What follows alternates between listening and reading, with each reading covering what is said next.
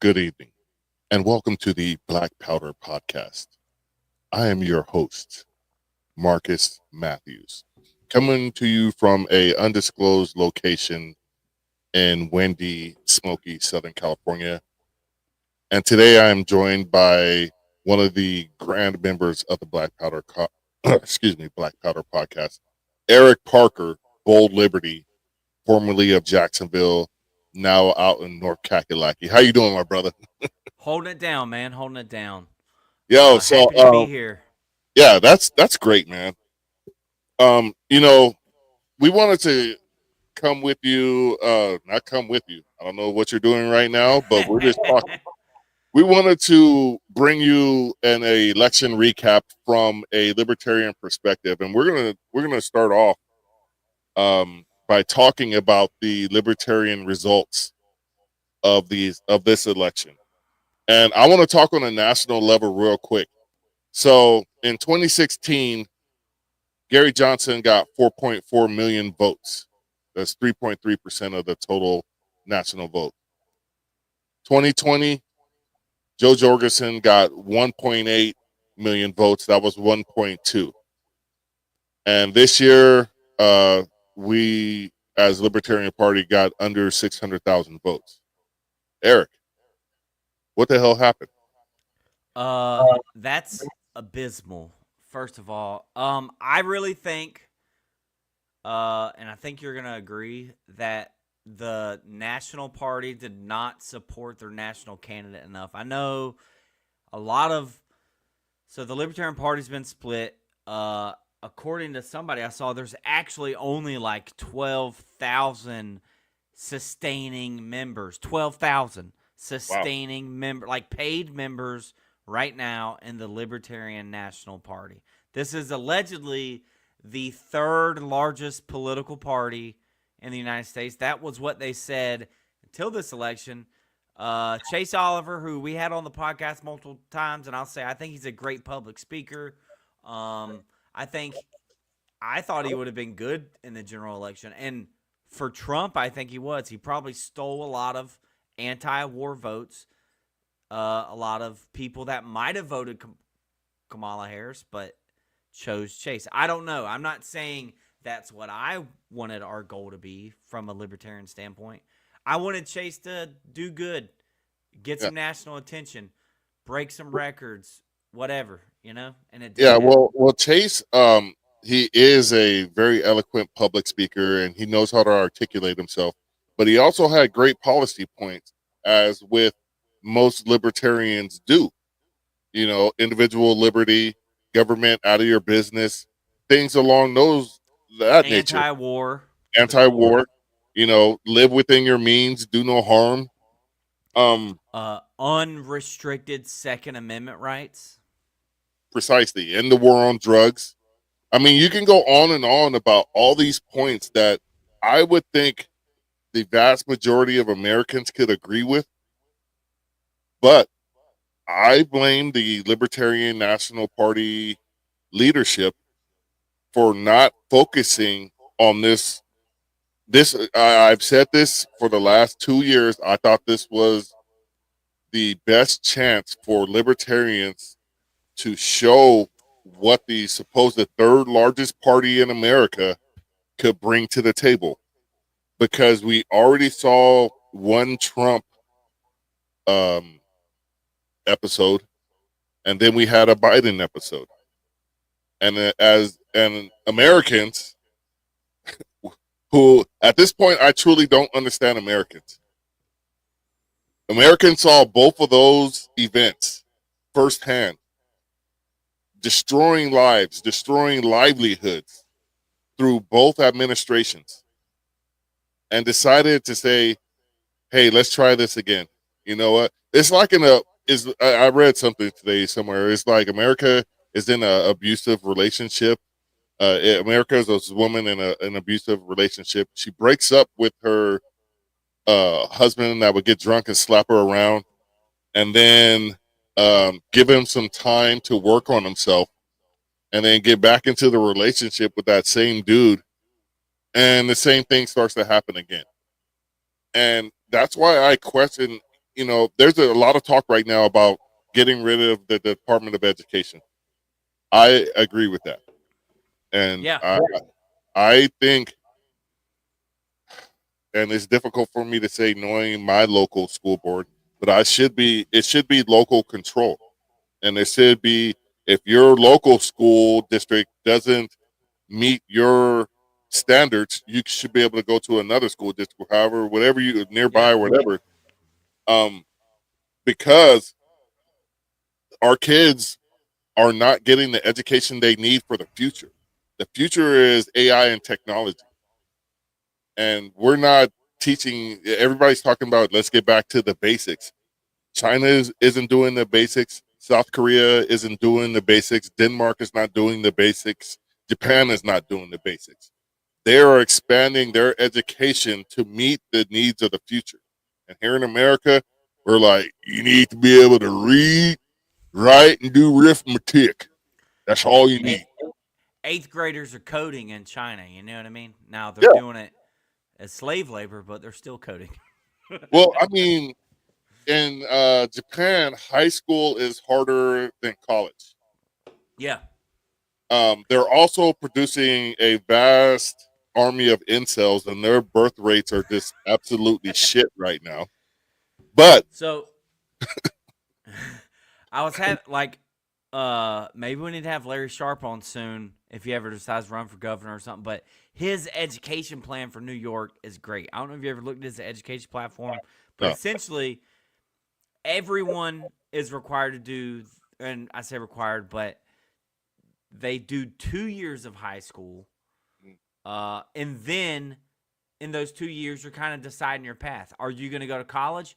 Okay, your next 2 years are college prep, AP, dual enrollment. You could literally get your GED and just go to a community college if that's the way you want to do it. Do it that way, or take college level classes at your high school. If you're thinking about going in the military, okay, you could do like the DEP program. It's where you go into the military in between your junior and senior year of high school. And I'm not advocating people join the military now. It's probably not a good time to do that.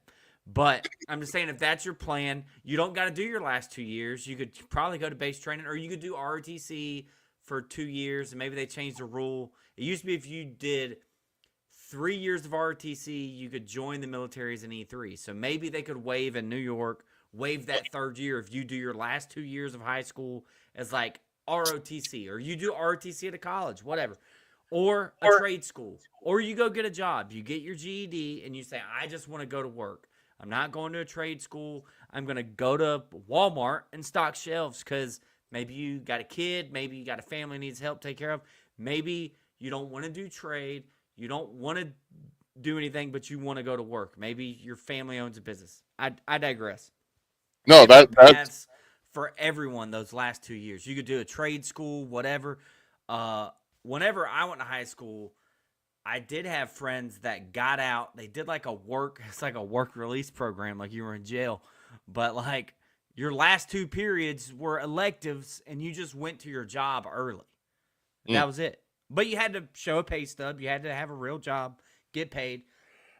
So that sort of thing. Like, so Larry Sharp's education program. But that's the thing is, like, that's New York. That might not work everywhere. Or that should be, like you said, up to your local school district. So, all right, a couple. We don't want this whole episode to be Debbie Downer about how terrible the Libertarian Party is and how terrible our candidate was. I do want to mention, I think later we'll have Michael White on this episode, maybe tonight, maybe later down the road to discuss his campaign.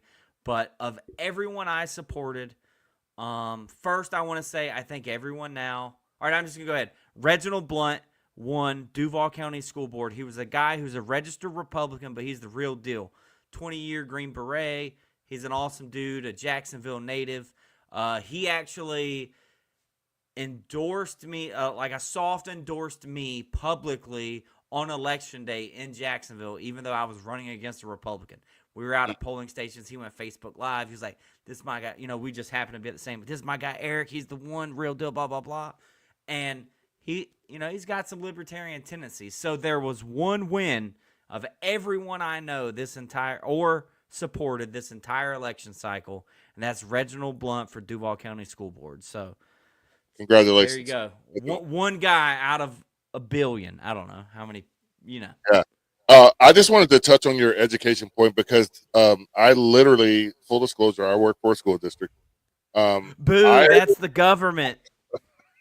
I literally told the superintendent of our school district that exact same thing about the first 2 years of high school being make sure you're sufficient Yeah. and that also includes life skills like doing your taxes, balancing your Yeah. checkbook, and managing your credit, all of that stuff. That's what I think the first 2 years of high school should be. 100%, not 100% of people are going to college, and for in our school district, they push college on kids from kindergarten. And then what happens is only about 34% or so of kids actually go to college and graduate. It's a very low number. So you're leaving almost 70% of the kids without that. They pounded in your head, you have to do this to be successful. And then when they don't go to college and they struggle, and then they think about, oh, I was supposed to go to college, I'm a failure, because there's going to be a percentage of the kids of that 70%. There's going to be a high percentage of those kids that view themselves as a failure in their late teens and their 20s when they see their peers that did go to college graduate, and they move on, and then they go into destructive social behavior and personal behavior. And that's when you'll see criminal stuff or other types of nefarious stuff where you're harming others. And for libertarians to not stress those simple facts about life in general, I'm like, why can't we just come together on a very common message that resonates with everybody? Well, what are we lacking as libertarians to get these grand ideas across to the general public? What is your opinion? Yeah, I mean, so I'll say it doesn't just start like at your guidance counselor level or the school district or, whatever, cradle to grave. I think that is an issue. And Rothbard talks about like the education system, how it's just an indoctrination camp. But Yeah. like my own dad, I think because he didn't go to college. So he thought, and he was a welder, he busted his butt, worked for the railroad for 20 something, 30 years. You know what I mean? Worked his whole young life, raised 3 kids. You know what I mean? Like, and he felt like he struggled. I grew up in a double wide, lower middle class family. And I feel like he thought, man, if I would have just went to college. But like, I'm an example. Like, I have a college degree, and it helped me get. It looks good on a resume. But the job I do right now, I think I could be making the same amount of money, working the same job. And it's just, if I had went and got a electrician apprenticeship, I'd probably making more money. Or if I'd went and been a diesel mechanic, work experience doing what I do now would get me this job more than, being a industrial maintenance technician. Like 3 years of work experience, and I could go wherever I wanted and get the same job I have now and make the same money. Now, later down the road, whenever I get ready to move into management or whatever, that's where my degree might make a difference. No, that it most certainly will at that point. Um, there is a place for college, and it depends on where you want to be in life. Because registered nurse is a great profession, and you need to go get a higher education to be a registered nurse. But at the same time, being a plumber or electrician, 2 jobs that AI and technology will not get rid of. Exactly. You go to a trade school, because me, I work in IT, and I've been doing it since I was 18 years old. For better 30 plus years, I've been doing IT. Dang, you're old. If I was a plumber, I would be a master plumber. If I was Yeah. an electrician, I'd be a master electrician. But with technology, the skill set that I had 10 years ago, 20 years ago is, other than customer service, is completely irrelevant because technology changes. Yeah. But at the same time, why I think we need to take a smart approach to this, you can't have a city, say your city has 70,000 people, 70% of them didn't go to college and they went to trade school. You can't have a city with 20,000 plumbers and electricians in it. You know what I Yeah. mean? Because it's just the way the market works. That's not going to, you're not going to get to where you expect to be in life. So we just like economics, you need to diversify the type of education that we're giving these kids. Yeah. You And can't have a one size fits fits all. all. No, it doesn't. Because one of the reasons I came to this conclusion, like I've been with the government for 15 years, and like within Boo. first couple years, I saw this illustration. So the assignment was to climb a tree, and the people there was animals assigned to that assignment. There was a giraffe, an elephant, a monkey, a lion, a deer, a kangaroo, a snake, a frog. You know, that's what you're talking about when you're talking about the atypical classroom in America.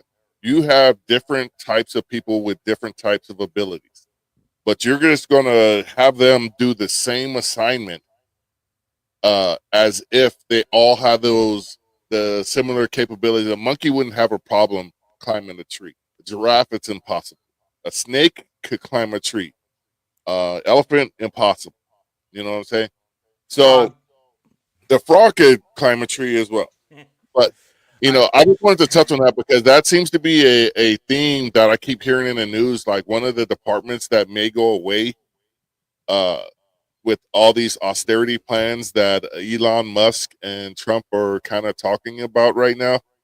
And I think, you had mentioned you would say some stuff because I'm full disclosure. I don't like Trump. I don't like Biden. I don't like Harris. I don't like Obama. I don't like Bush. I don't like Clinton. I don't like Bush.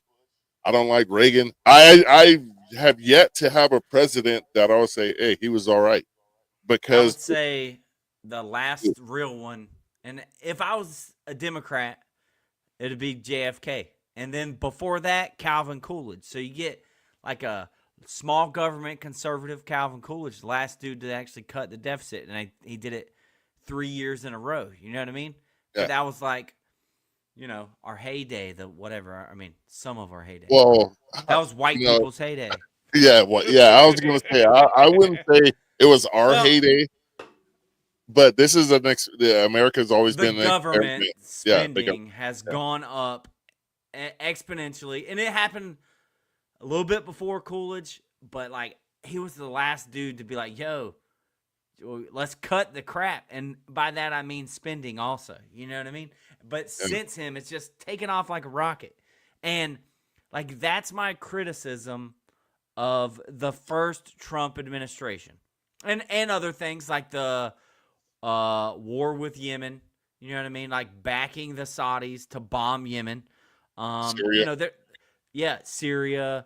He did tariffs back then too. I remember no one understood why I was mad when he put tariffs on Ireland. Does anyone remember that? I don't know Yeah. why, but I was like, "Yo, I only use Kerrygold butter, son." You know what I mean? Now, Like he was you, doing it before, and no one understood tariffs. So if he does them, first off, let's go back. We're jumping all around. Ending the Department of Education, which he says he wants to do. Thomas Massey every year writes a 1-page bill, abolish the Department of Education. That's it. So it's probably sitting on a desk right now, and the Republicans have the House, the Republicans have the Senate, and Trump made a campaign promise. If he doesn't accomplish that, it's a big I told you so. Meaning, told you this isn't going to happen. Now, if he does that, I'll eat my words in the sense that I said I didn't think he would accomplish it. So, I, for the record, never once didn't think Trump couldn't win this. I thought after the 2 assassination attempts, Trump was going to be our next president. He was like that. You're in he was already a celebrity, but you're in like, to some people, you're in hero status at that point. You know what I mean? You can almost touch the sun. I did not expect them to win the popular vote by like 5 million votes. Oh, that was incredible. Yeah. But there's one thing I'm still trying to figure out here. Let me bring up that if I can find it. Uh, there's roughly 18 million votes missing from Yeah. 2020. There's 14 to 18 million votes missing from 2020. Now, I don't know if people sat this one out, because 2020 was pretty easy to vote. People just sat back in their house because everybody got a mail-in ballot and filled it out, and they voted. Yeah. Are we saying that's a middle-sized state?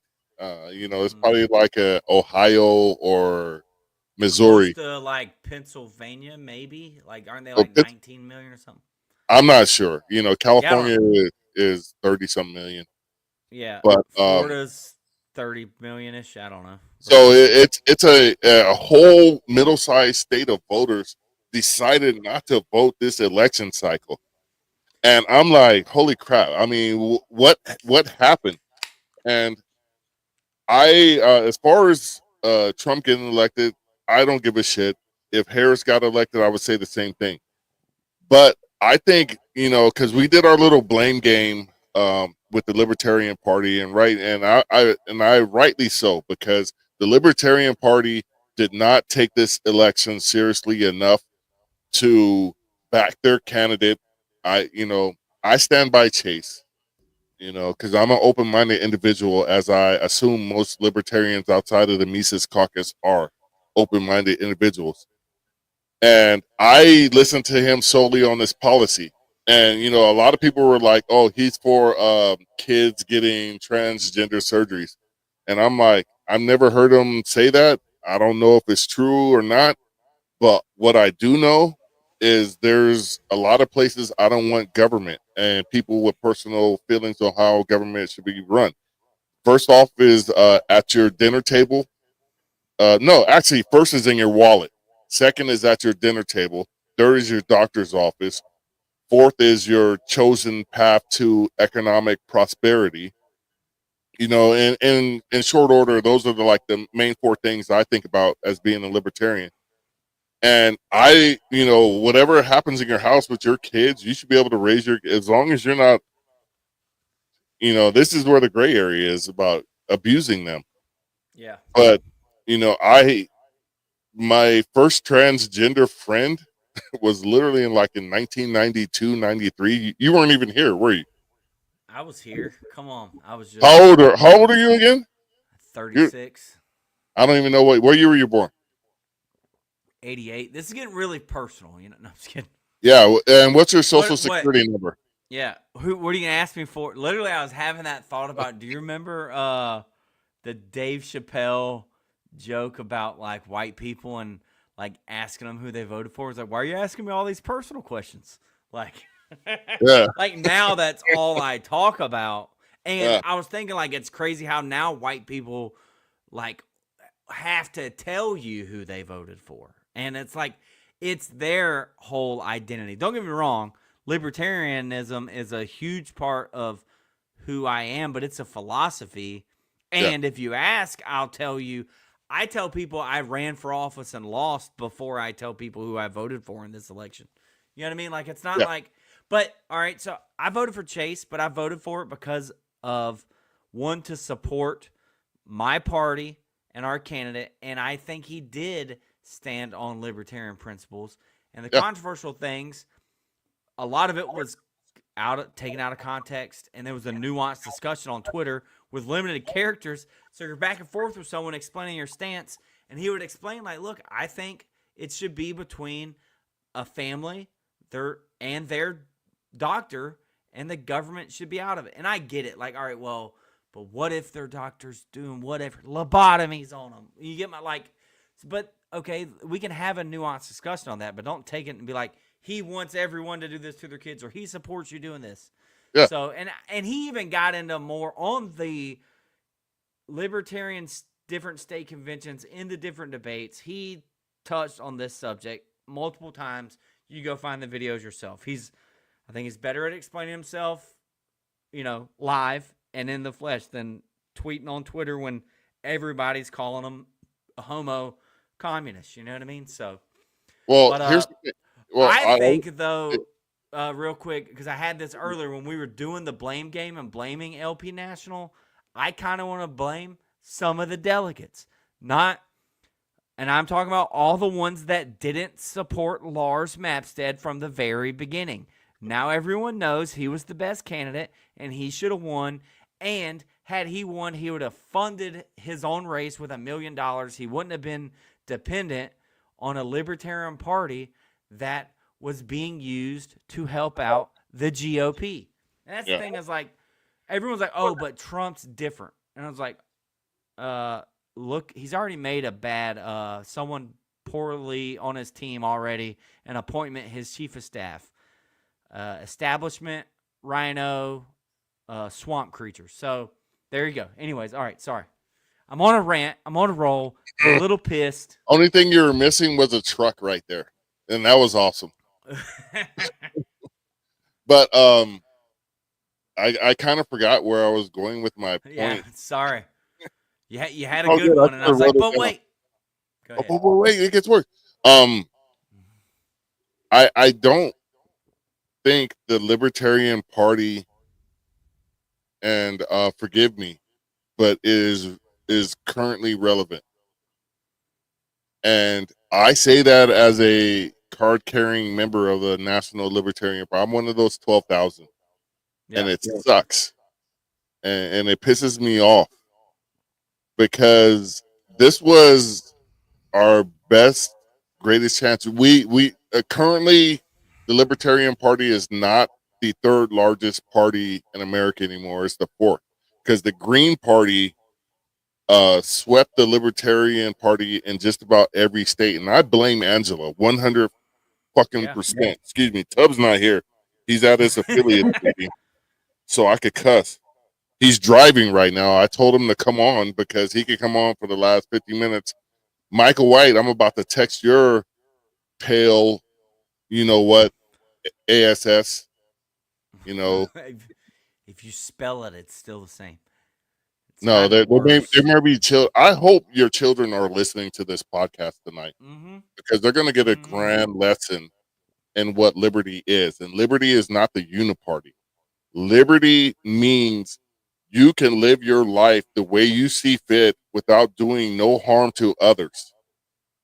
And when you bring your personal belief system into government, there is a precise one-word term for that. It's called tyranny. Because you should not have your opinion dictate the way I live my life if I'm not doing any harm to anybody else. And we have a comment that I definitely want to touch on. I wish Michael was here, but he's busy with his family tonight, and he was supposed to come on. But I think my guy Michael got robbed in Arkansas by the uniparty duopoly. And I want to use both of those terms so people understand what libertarians are up against and why we failed so bad in this election. I mean, this was truly a pathetic result. We go from 4.4 million to under 600,000 in a matter of, my math ain't all that great here, but it's about 8 years. Yep. How do you go from 4.4 million, 3.3%, and not build on that? Where is the libertarian leadership? Because, I was thinking about this too. We had a governor running, and a governor is a very prestigious position in politics. And there's been a lot of governors that went on to become president. How do we get, let me ask you this, Eric. How do we get, well, before I ask you that, let's go back to Michael. Michael the numbers didn't add up to the results. There was a lot of things that didn't seem right.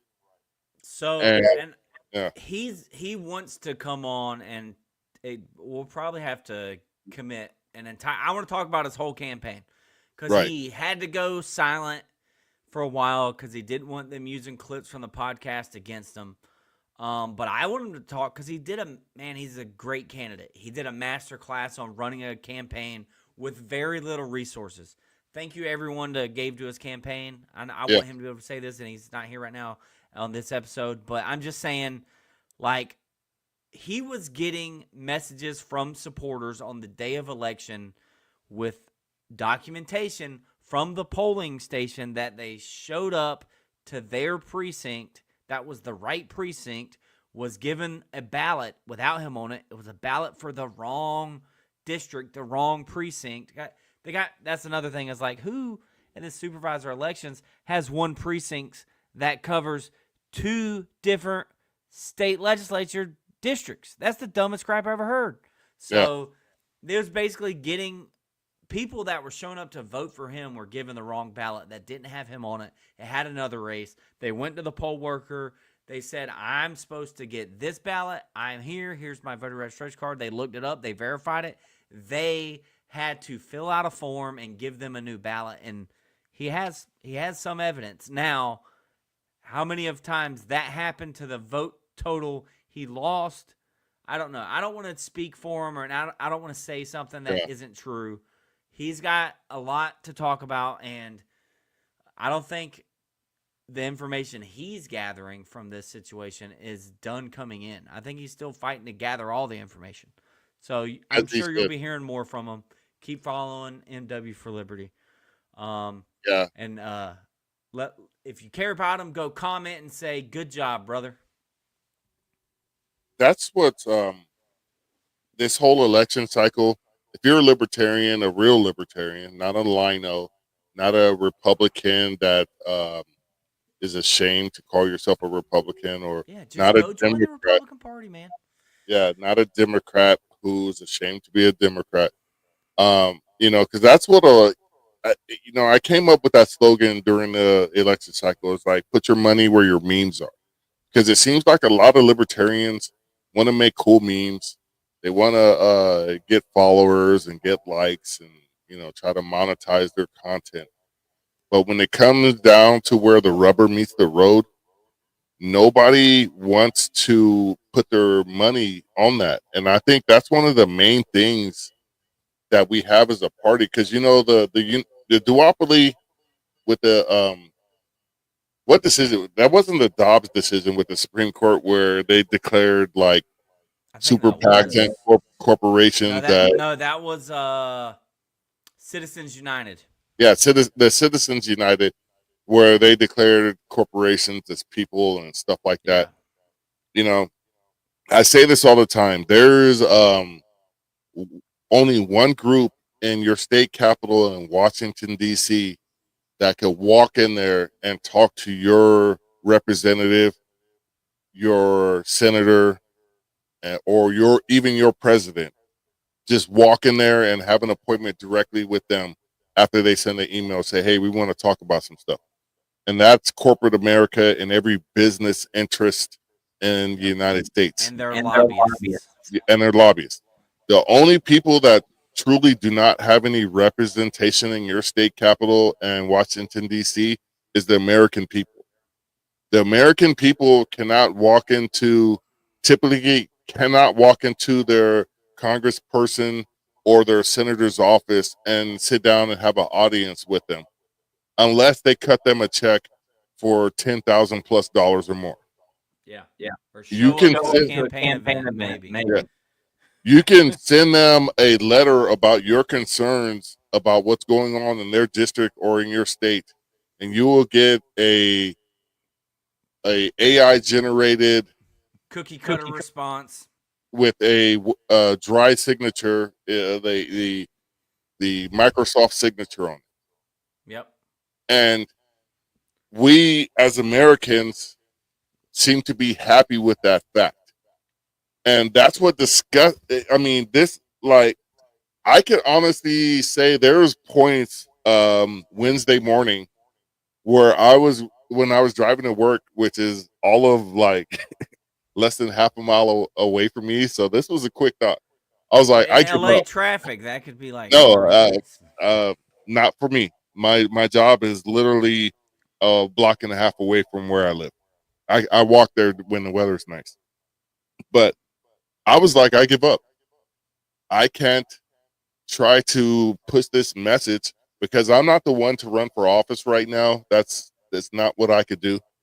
I'm the one that I felt my calling from God was to give a voice to those who can go out there and make a difference. That's why I have you, because you did that. That's why I have Tub, because he did that. And that's why I reached out to all three of you and Michael, because you guys can bring a perspective that I can't, because you went through the process. You saw how difficult it was. You saw what barriers a independent thinking American is up against.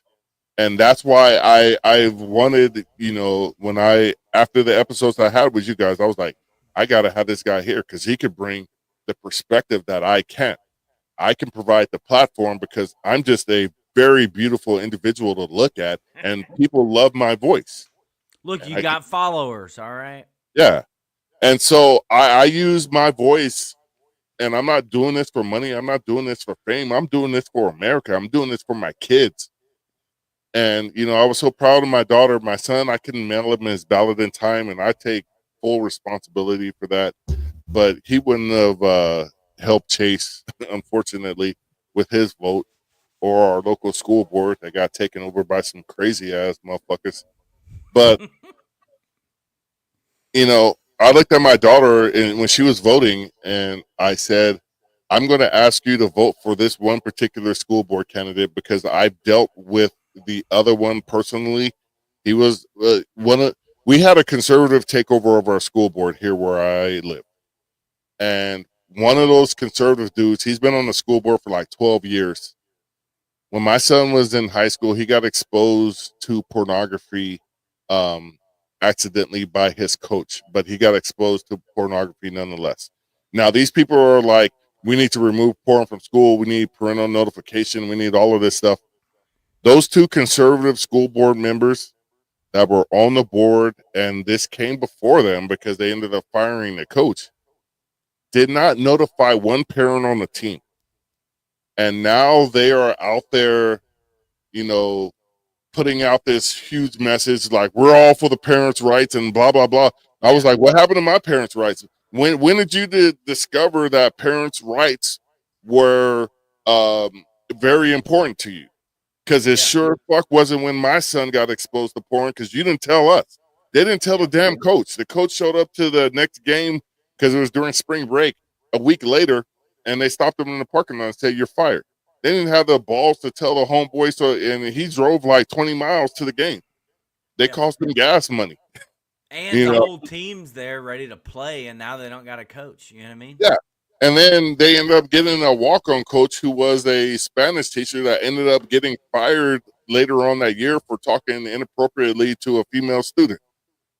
And They this is the replaced the porn guy yeah with with the. with the perv, and this the fucktardery I'm talking about when Uh, you're talking about government. They don't like me in my school district, so Dude, I'll put that out there. They try to get at me every chance they can, the and former chair of the Florida GOP and the founder of, I think, Moms for Liberty in Florida, they were caught oh yeah, in I a read that. sexual assault, Yeah, truple, whatever you call trouble. that, Yeah, thruple thing, like swinging. Like, y'all are all about like Christian values and yeah, conservatism and social conservatism. And, you know, the chair of Duval County GOP called libertarians polygamists, and the chair of their state party was in a Lip, thruple. Like, yeah. literally, the hypocrisy just exudes from their pores. You know what I mean? The president of my current school board is affiliated with Moms for Liberty, and I just think. But I saw this meme, and while Eric looks at this comment, I'm gonna bring up this meme, and I want to read it to everybody. So Eric, you see the comment right there, don't you? Yeah, I was just poking fun at DL. He takes sometimes. Now I disagree with him, but I do it in jest on Twitter. He was essentially saying, and I don't know if that Liberty Lady has the tweet available or anyway we can pull it up. He basically was saying that if you're a candidate, you shouldn't be critical of your own party.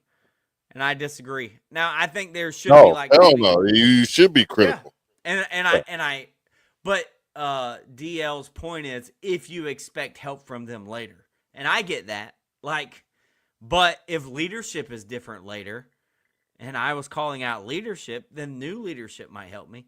And I shared the video of Vivek Ramaswamy calling Ronna McDaniel out on the debate stage saying she should be fired because their party is losing. And I get it, that's GOP stuff, but you get my point. And then DL's response was, but did he win? It's like, no, he didn't win, but he did get her to resign, or she resigned shortly after that. So, like, we should do that to Angela. Well, I kind of did. I mean, I said, hey, in that Twitter thread, I said, Angela accomplished her goal of getting Trump elected. She should resign now. Like, mission accomplished. Leave, go collect the bag. Go get a bunch of speaking engagements at CPAC and Young Americans for Liberty, who refused to help Michael White, and all of the other conservative speaking engagements that'll pay you for a year. Get your year of relevance, and then move on. And find some people that want to grow the Libertarian Party. Like, and the problem is, even the original founders of the Libertarian Party didn't necessarily think the Libertarian Party's main goal should be to win elections. That's my problem, is I disagree with that now. The whole purpose of a political party is to help people win elections. 100%. And there's an extra motive to that, if you will, and it's that while running for office, you get the message about liberty and libertarianism, and you get to talk about it, and people get exposed to the ideas, and then they become more libertarian, and they might not join the party, but I know there are a certain number of people in Jacksonville, Florida, that now know who libertarians are, or at least some decent candidates. So anyways. Okay. So here's the, I don't know if it's a meme because it's just words on the background, but I wanted to talk to those culture warriors because I grew up in the church. My dad was a deacon. I wish Tub was here because yeah, but it says, beware of any Christian movement that acts as though the world is full of enemies to be destroyed rather than full of neighbors to be loved. Beware of any Christian movement that demands government be an instrument of God's wrath, but never a source of God's mercy, generosity, or compassion. And when I was growing up in the church, and it was a Southern Baptist church, my parents are from Pritchard, Alabama, near Mobile, and then up the country in Lower Peachtree, Alabama. And I was raised a Southern Baptist, which is hell and brimstone. Everything was a sin. But one thing I took away at the end of the day, God was love. And that's what I firmly believe. And I think that's a libertarian principle. If you're of a spiritual or religious background, I'm not really, I don't take that back, because I don't think religion is man-made. It's not of God's love, because everybody made religion, especially Christianity. That's why there's so many branches in Christianity, because they made it what they wanted to make it to fit their lifestyle, so to speak. Spirituality is what God gave us from our conception, because he knows us all from from the two cells uniting, and it saddens me that God has been hijacked. And I don't want to get, this is going to get a lot of people possibly riled up, but religion has been hijacked by zealots who particularly don't care about the fact that Jesus was helping people. He was extending. There was people that he didn't agree with their lifestyles, and he extended his hand to them. And, Tubbs got and the one of the best explanations, because I'm a Christian, on how to be a libertarian and a Christian at the same time. And his explanation is, Jesus, when there was a problem, he didn't go to the government leaders. He didn't go to the church leaders, or the temple, the Jewish religious leaders. Maybe they didn't even. Anyways, Pharisees, and all.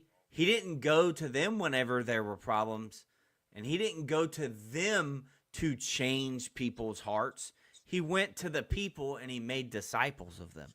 You know what I mean? He Right. changed people's hearts, and that's kind of like if you're preaching the gospel of Christianity, and if you're talking to people about liberty, like, you just give them the information and let them decide. My problem is, and like you were alluding, is the propaganda and the use. And, Tubb kind of got mad about Christians, like, not realizing, like, Trump was, in a sense, using them to a degree. Not just Trump, but just politics in general. You know what I mean? It's a political football.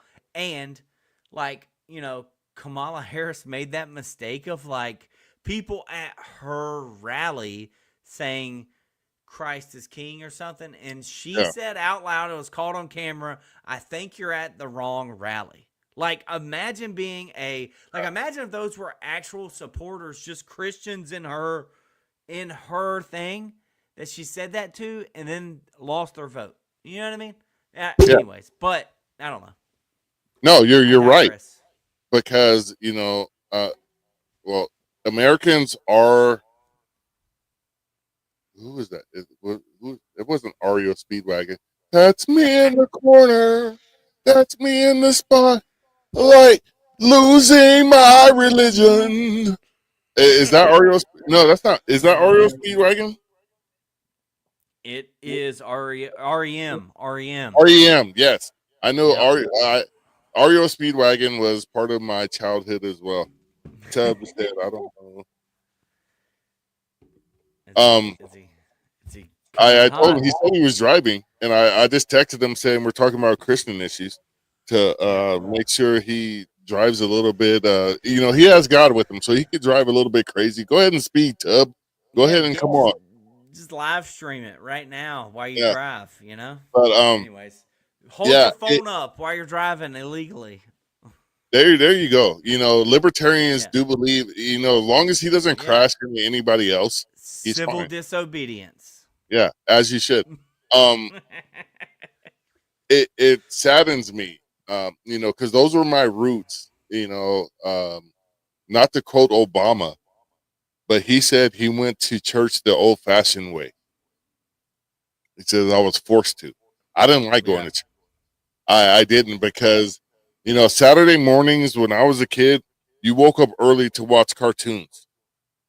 So Sunday, you were typically tired because there was nothing to turn on the TV to watch on Sunday morning. So you would try to sleep, but my parents were like, "Wake up!" And then it was just a weird time. I don't know why people from Alabama were like this. So we would go to church. We would go to the 8 o'clock service. We'd stay there to end up leaving like 10:30, 11. My mom would start dinner the day before. So dinner would be done at like 2 or 3 o'clock in the afternoon. You would eat dinner, and that was just it for the rest of the day. And, they used to joke my brother and I had tapeworms because we were always hungry, which we were. We were some dude. When I was a kid, I was a lollipop, big ass head, little body. I could talk. I could dodge lollipops, and I was an endless appetite. And I, I have all kinds of reasons why I don't like church. And, I used to go to vacation Bible school, and as a black person, and somebody called me racist for saying this. One of your people called me racist for saying What do this. you mean, your people? You people. And because I was like, they used to feed us mayonnaise and cheese sandwiches. And I was like, I don't know any black people, aside from tuna or maybe chicken salad and Yeah. potato salad, you don't put freaking mayonnaise on No. sandwiches, bro. We don't do that. I mean, And I put mayonnaise on sandwiches, but of there's course you meat. do. Of There's course meat. you do. You know what I mean? Like, Yeah. like if you go to Jimmy John's, I don't know, like or whatever sandwich shop you go to, Yeah. they're. I mean, look at their menu. I bet half their sandwiches come with maybe not. I don't know. No, Maybe yeah. For white I people, agree. mayonnaise is White default. people is. I mean, mayonnaise is a white person thing, but it's also Yeah. delicious. Hey, so I want you to try I- something. Have you ever heard about this? Instead of using butter when you make grilled cheese, put mayonnaise on the outside. no, Try it. that's a hard no. No, that's a hard Not no. just. Do you even have mayonnaise in your house? Yes, I do, because we do eat potato salad Oh, without the see, raisins. yeah, I don't put raisins in my potato salad. Y'all I leave the I skin. doubt. Y'all leave the skin on your potato salad, like you know what I No, mean, home style. no, no. What? Well, you don't leave like all Really? of it. I'm just saying, yeah, come on, man, it's good. Try it. Anyways, like, yeah, I guess that's why I don't know if no black person does that. Maybe just your family didn't. No, I will But say the weirdest thing my family did. I had my aunt and my brother would put a slice of cheese on a cinnamon roll and put it in the microwave and melt. now a Yep, that was cinnamon freaking roll, not like a no. biscuit or nothing. It was a That's cinnamon weird. roll. It was freaking disgusting. Do they do it I all the time? yes, and I would shake my head at them. I was like, "You people are not my people. All skin folk and kinfolk." I want to put that out Well, I never put cheese on a cinnamon roll and put it in the microwave, but there. Yeah. I probably eat some weird stuff. So Oh, undoubtedly. I don't think mayonnaise on a ham and cheese sandwich is weird though. No, But I just don't. just on cheese, yes. Just putting it on bread and Yeah, cheese, that's not a sandwich. Yeah, I mean, yeah, I don't know, and maybe these were more some than of that. the in vacation Bible school. Those were some of the meanest old ladies I've ever come across in my entire life. These were literally like evil old women, and So I like didn't. if they were Catholic, they would have been the nuns. They the only difference is Catholic nuns have rulers. These women have belts, Oh, and you can be disrespectful. You can do all that. This was so Baptist. Yeah. Southern Baptist, was it majority black church or was it mixed? Was it white and you had a No, lot it of was. black people? You know what's the most segregated day of the week is? Sunday. It's Sunday. Yeah, So because yeah, I feel like a few years ago, around like, I don't know, 2020, the summer of love, Black Lives Matter and all that, I feel like the Southern Baptist Church sent out an email to leadership like saying it's okay to invite black people to church. Like literally, that was what the email was about. See if you well, can find like, I hey I guys, don't just so doubt that. you know. I don't doubt that because that's one of the saddest aspects of the people that claim America is a Christian nation. The fact of the matter is, America on Sundays does not worship as Americans. We worship Yeah. white people, black people, Latinos. Because I used to go to a Latino church, and everybody be like, this is what I hate about my life. I got to be honest with you with this one, because I grew up in the suburbs. Most of my friends were Mexican, a few of you people, and when I would show up to events like church or whatever where it wasn't a black church, they would go out of their way to tell me how happy they were I was there. And it wasn't because I was a fellow Christian or whatever. It was because I was black. And the fact that they had to go out of their way to say that, I just feel like, man, where are we at as a people? This is the grand experiment. We have a long way to go. But in your heart of hearts, you can't say God is a specific race, because if you're a Christian and if you are made in God's image, everybody's made in God's image. So God may be this mixed individual, like my kids, because they're half Mexican. He may look like a Dominican. I don't know, because Dominicans are almost 50 Hey, 50. not to be weird, but No, it's too late for Dominicans that. are good-looking people. Okay. Oh, yeah. Both of my kids get a lot of compliments because they are, because the Matthews family, um, a lot of people say this, but we're genetically, obviously black, Irish, and Cherokee. And then with their, See, you're a honky too. you know what? My wife calls me a blackneck and she's been calling me that for decades. Because when she met me, I like CCR, I like shooting guns, but at the same time, I have like literally a Wu-Tang tattoo on my arm, and I'm all about hip hop. But she was, this is one thing I hated again in my life. People, non-black people, would say you're different. I was like, how the fuck am I different? I was like, I am who I am, and I want to be judged as an individual. I don't want to be judged as a member of a certain group, because the only group I'm in is the Marcus group. That's who I belong to, and that's the libertarian thing. That's how hip hop made me a libertarian. I say this all the time. Public Enemy, A Tribe Called Quest, Wu-Tang Clan later on down the line. Uh, you know, hip hop was all about individualism and setting yourself apart, and at the same time doing what you want to do and not harming any people. That's what hip hop was in the late 80s, early 90s. And it was even more wholesome before that. Before that, it was just about having a good time. It was, you know, my generation. Sugar Hill Gang. Yeah, all of that. And that's what hip hop was. And that's why I think hip hop is the so dynamic, and it's literally the only genre of music that has a home in almost every single country in this world. And nobody can say that, not even for rock and roll, because rock and roll isn't big in Africa. Rock and roll isn't big in South America. It's big in the you people countries. And rock and roll was also invented by, don't get mad at me, people, when I say this, but rock and roll was a black invention. It was that Mary Lou, whatever her name was, and Chuck Berry and Little Richard. Those were the And first. then Elvis just made it mainstream, You Like know, Elvis did that's make it mainstream, but one thing I liked about Elvis, a lot of people viewed him as racist, but he actually gave a lot of credit to his influence when he yeah. made it. But in his time frame, in his period of time in American history, you couldn't do that. But Elvis knew where he got that from. It was that Delta blues where rock and roll came out of.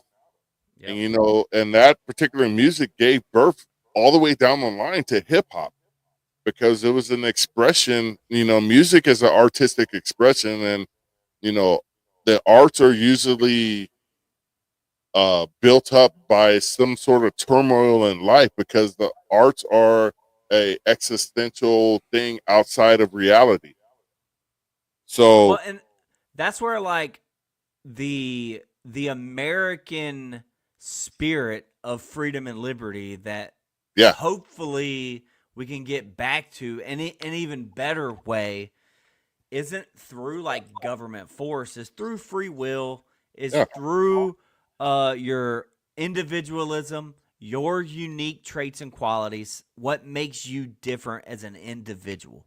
You know what I mean? Enough of this collectivist Marxist, we all got to fit in this one box. We all got to vote for this one political party.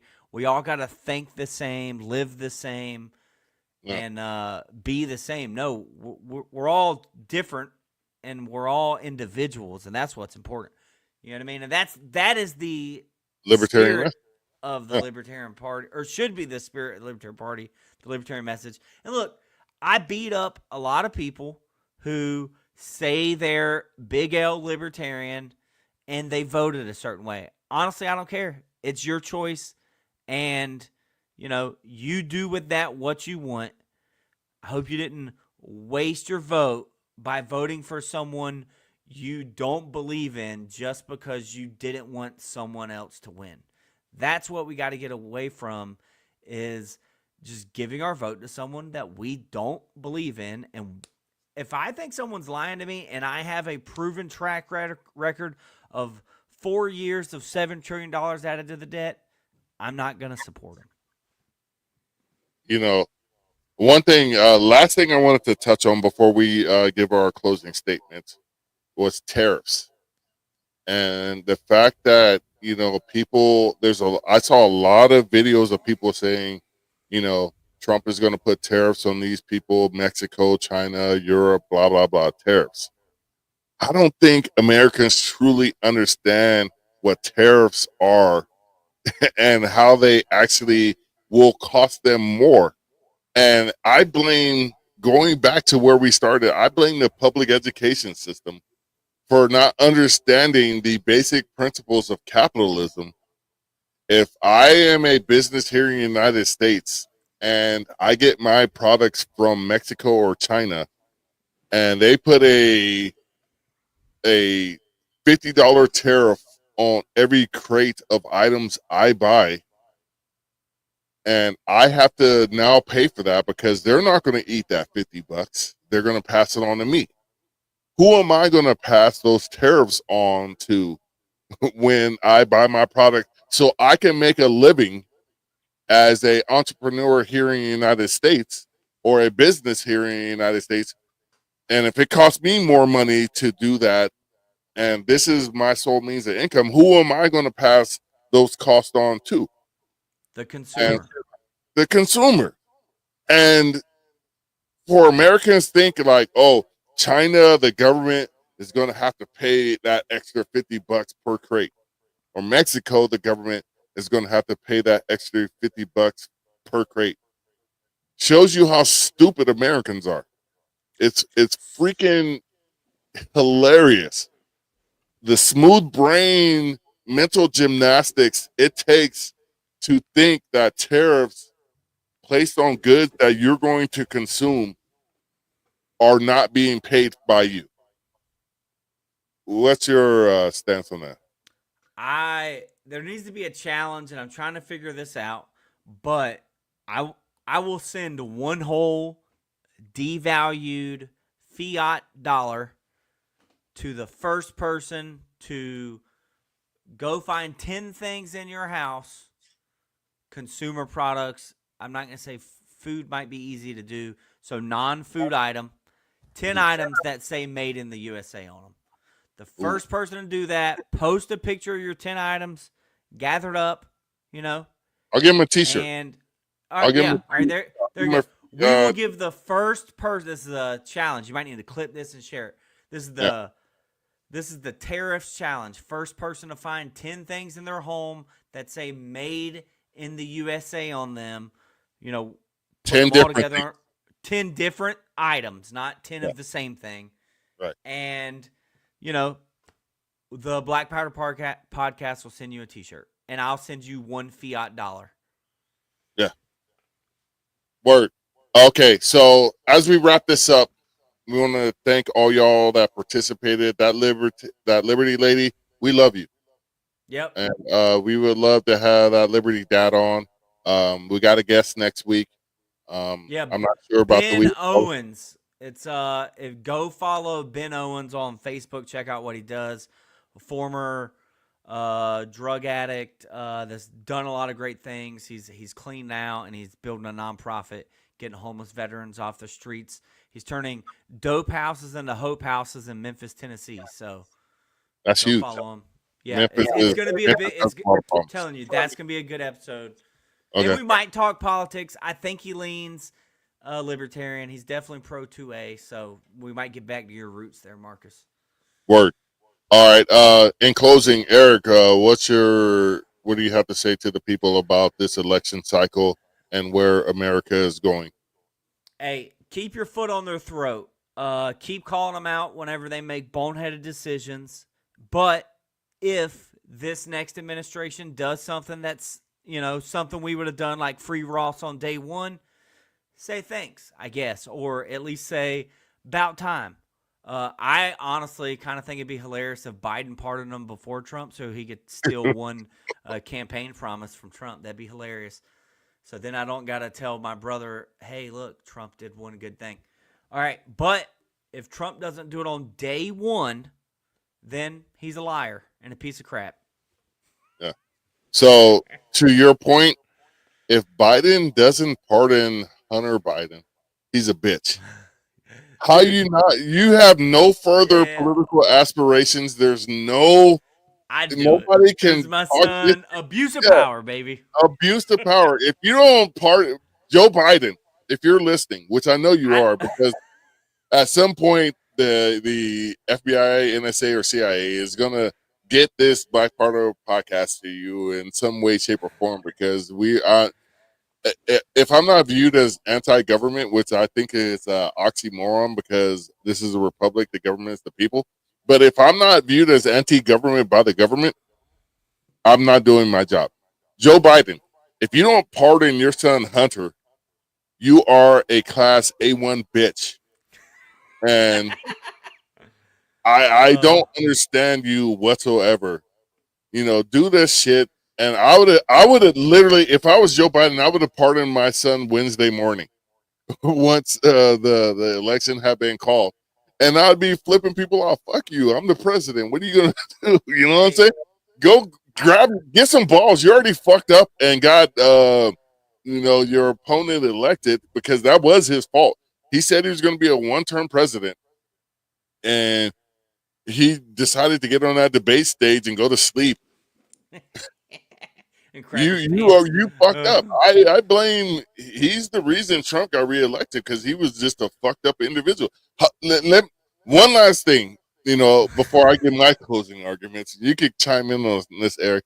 How bad do you have to be as a president to get the guy you beat, who was going down as the worst president since Jimmy Carter? How bad do you have to be to get that guy reelected? That's how bad Joe Biden was as the president. Like, That dude, is you had an 4 years. epic fucking 4 years of failure, where you get the guy that you beat, like trounced, reelected. You are a bitch. You are and he won in a freaking landslide. fucking landslide, dude. When's the last time? Who was the last president to get 295 votes? I'm not even sure about that. I don't think Obama got that. George Washington. No, I'm just kidding. Yeah. Oh, well, Ronald Reagan had a nice sweep. I think Ronald Reagan won 48 states, 48, 49 states. Dang. Yeah. And, then he took away our guns. And all the things he did, I don't know. That was actually when he was governor. But still. Yeah. No, he did it on the federal level, too. Oh, yeah, that's right. And the governor was the Mulford Act. Poo. Yeah. And he gave birth to the Brady Bill. George W. Whatever HW signed the Brady Bill, but that was based on Reagan gave it legs. You know what I mean? Yeah, Reagan.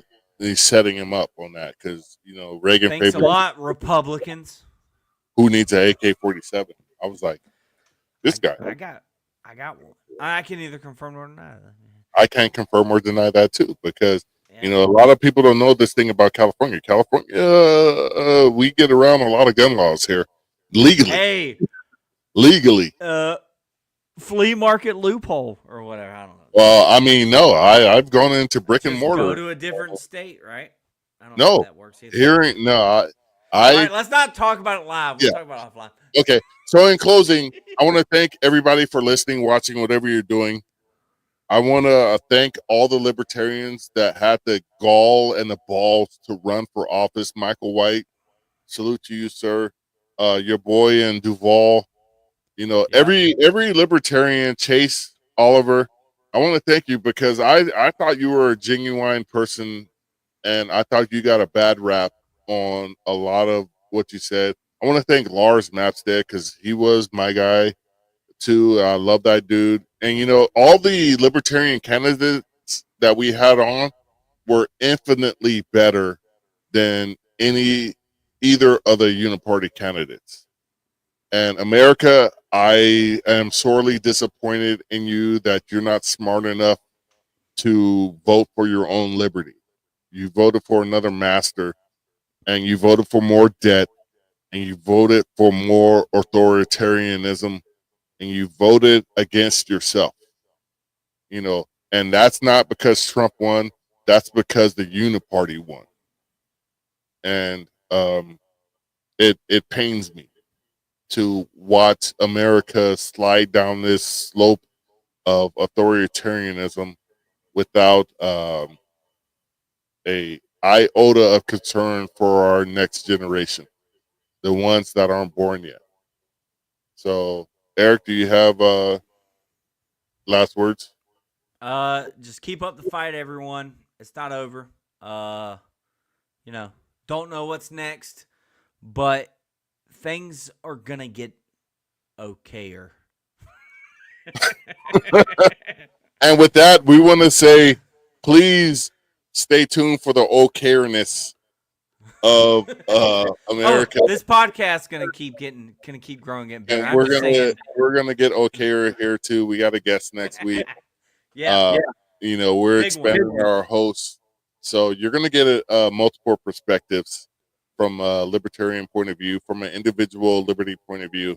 And with that being said, as we close out this podcast, as usual, we want to tell you to live free or die.